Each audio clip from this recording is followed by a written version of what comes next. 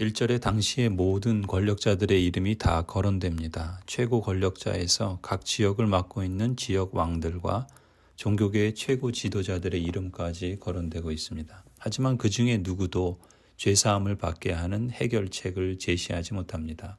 하나님의 구원하심은 권력에서 비롯되는 것이 아닙니다. 로마 제국의 황제일지라도 장차올 진노를 피하게 할 수는 없습니다. 힘으로, 권력으로, 돈으로 세상을 다스리는 것 같지만 역사와 온 세상을 다스리는 진짜 주인은 그들이 아닙니다. 모든 사람이 하나님의 구원을 보게 하실 이는 오직 예수 그리스도 한 분이십니다. 또 7절을 보면 세례를 받으러 나아오는 무리들은 자신들이 아브라함의 자손이기에 장차올 진노를 피하게 되리라고 기대했습니다. 하지만 이런 생각을 가진 사람들에게 세례 요한은 단호하게 선포합니다. 스스로 착각하지 말고 만족해하지 말라. 장차올 진노를 피하고 하나님의 구원을 맛보기 위해서는 회개에 알맞은 열매를 맺어야 한다. 그렇다면 회개에 알맞은 합당한 열매를 맺는다는 것은 구체적으로 어떤 것일까요?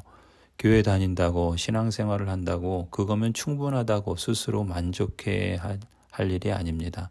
하나님의 언약 백성으로서 하나님을 경외하고 하나님의 말씀에 순종하는 것, 하나님이 맡기신 사명을 찾고 충성하며 하나님의 나라와 하나님의 의를 구하는 것입니다.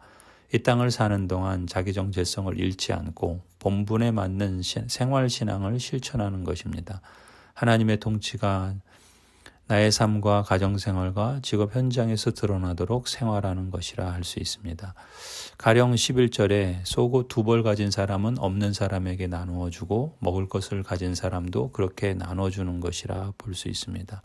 다시 말해 죄의 본질인 자기 중심성에 사로잡혀 자기 만족을 위해 사는 삶이 아니라 나눔의 삶을 말씀합니다. 나눔이란 하나님의 통치가 나에게 이루어지고 있음을 보여주는 구체적인 증거입니다. 나, 자기, 내 가족, 이 세상에서 누구보다 더 내가 좀 더 편하게 풍족하게 사는 것, 이러한 자기중심성은 곧 하나님의 통치를 거부하는 것이요 죄의 본질이라 할 수 있습니다.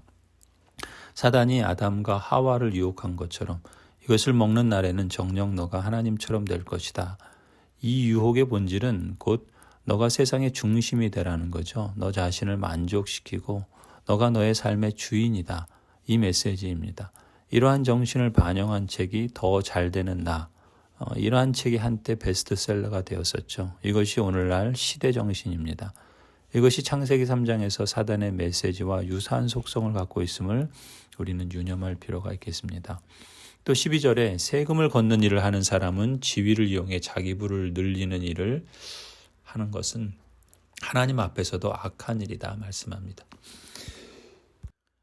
하나님의 뜻은 너희에게 정해준 것보다 더 받지 말아라 말씀합니다. 14절에도 군인들도 자신의 지위와 권력을 남용하는 것 역시 하나님 앞에서 악한 일이다 말씀합니다. 아무에게도 협박하여 억지로 빼앗거나 거짓 고소를 하여 빼앗거나 속여서 빼앗지 말고 너희의 봉급으로 만족하게 여기라 말씀합니다. 하나님의 통치 아래 산다는 것은 하나님의 언약 백성으로서 각 사람이 자신의 직업이나 일상생활, 사회생활 가운데 하나님이 다스린다는 의식과 실천을 갖고 사는 것이라 볼 수 있습니다. 교회 생활만이 아니라 개인의 생활 영역 또 사회생활에서도 하나님 앞에 책임 있게 응답하는 삶이 곧 좋은 열매를 맺는 영성입니다. 좋은 열매를 맺는 삶은 교회에서 집사로, 장로로, 목사로 직임에 따라 하나님 앞에서 잘 섬기는 것뿐만 아니라 가정생활에서 남편과 아내로, 부모와 자녀로서 하나님의 말씀을 따라 사는 삶이며 또 사회생활에서도 근로자이든 경영자이든 교사이든 학생이든 요양보호사이든 자영업자이든 하나님의 언약 백성답게 하나님의 통치를 인정하며 사는 것이죠. 이것이 하나님 나라를 증거하는 삶이요 이 땅을 밟고 살아가지만 하늘에 속한 사람답게 소망의 날을 앞서 사는 삶이라 할 수 있습니다.